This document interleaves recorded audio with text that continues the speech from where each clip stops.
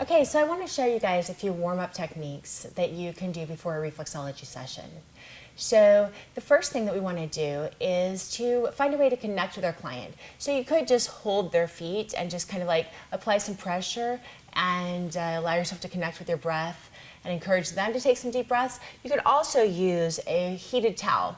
So usually to do this, you will get the towel wet, you'll wring it out, you'll put it in what we call here in the US a towel cavity, but it's just a towel warmer that will keep that towel nice and warm. You could also, if you needed to, use an oven at maybe a low heat to keep the towel warm, but you really want to test the temperature to make sure that you don't burn your client. So I'm going to go ahead and unwrap this towel. Before I fully do that though, I'm going to gather up his feet with one hand and hold his feet right there in the center. I'm going to take my towel with the other hand and I'm going to place my palm, my entire hand, right in the center of that towel and move my fingertips to the edge. Okay, and I want to be right in the center.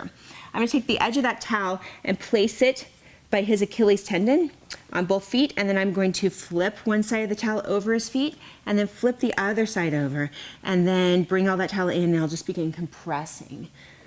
Compressing, that heat signals relaxation, and it also, just this compression allows you to connect with your client and help them to begin relaxing and for their body and mind to know that they're about to receive therapeutic treatment. So I'll go ahead and take that off and I'm going to put this in my laundry hamper. The first technique that I'm going to show you is ankle loosening. I'm going to take the heel of my palm on the ulnar side and I'm going to go ahead and just do this sort of like side to side rotation movement in one direction and the other. I'm going to do that by hooking right underneath his medial and lateral malleolus. And then I'll begin rotating these little circles in one direction and rotating in the other direction, just getting some movement in that ankle. The next thing I'm going to do is side-to-side jostling, and this is a back and forth motion where I start by the heel and I continue up to the base of the toes and then back down. Okay? So I'm going to stop right as I get to the phalanges. So I'm going to go ahead and go back and forth, jostling up and then jostling back down. Just warming up the feet. I'll do this 3 times.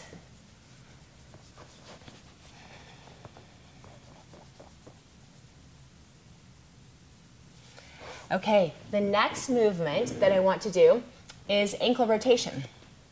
So with one hand, and it doesn't matter, whichever hand's more comfortable, but you're just going to choose one hand and you're going to support underneath the calcaneus, underneath the heel, and also gently underneath the Achilles tendon.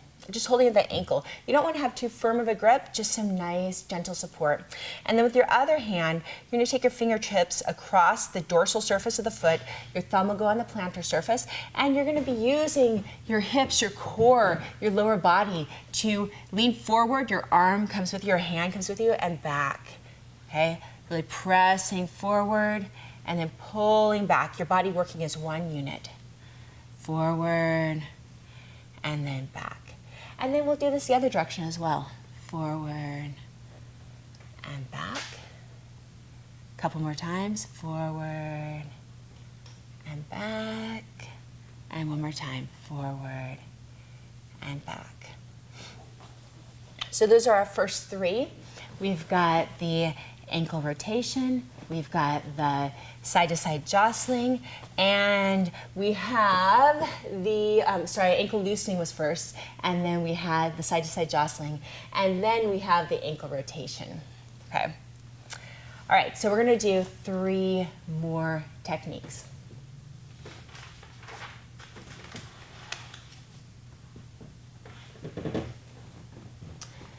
So for our next technique that we're going to do, this is called metatarsal kneading. So I'm going to want to support with one hand on the dorsal surface of his foot just below the phalanges, just below those toes. And I'm going to take my other hand and make a fist. And I'm going to again be using my core and my lower body weight to lean forward. And I'll apply some counter pressure with my hand here on the dorsal surface. So pressing in and twisting, starting up by the ball of the foot. And then pressing in and twisting, moving down to the arch. Another press, still in the arch, and then pressing in and twisting the heel, and then working back up.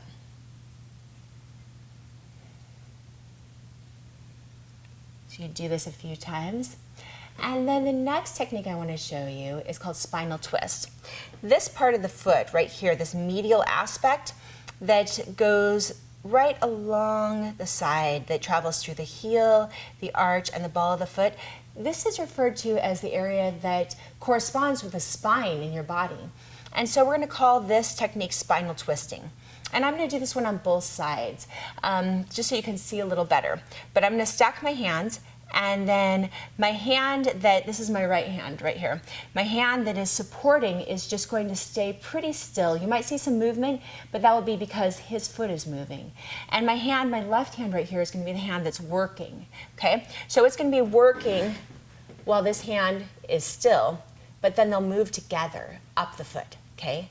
Working, move together up the foot, and then back down. One hand working, one hand still, but then they move together. One hand working, one hand still, okay? So together, my hand that is more distal is the one that's doing the work. My hand that's more proximal is the one that's supportive. And then back down. And just a reminder, of course, you'll be doing these techniques on both feet.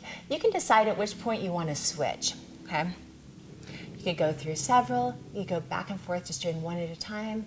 It's really up to you in creating your own flow and really deciding what's right for you and your client in that session.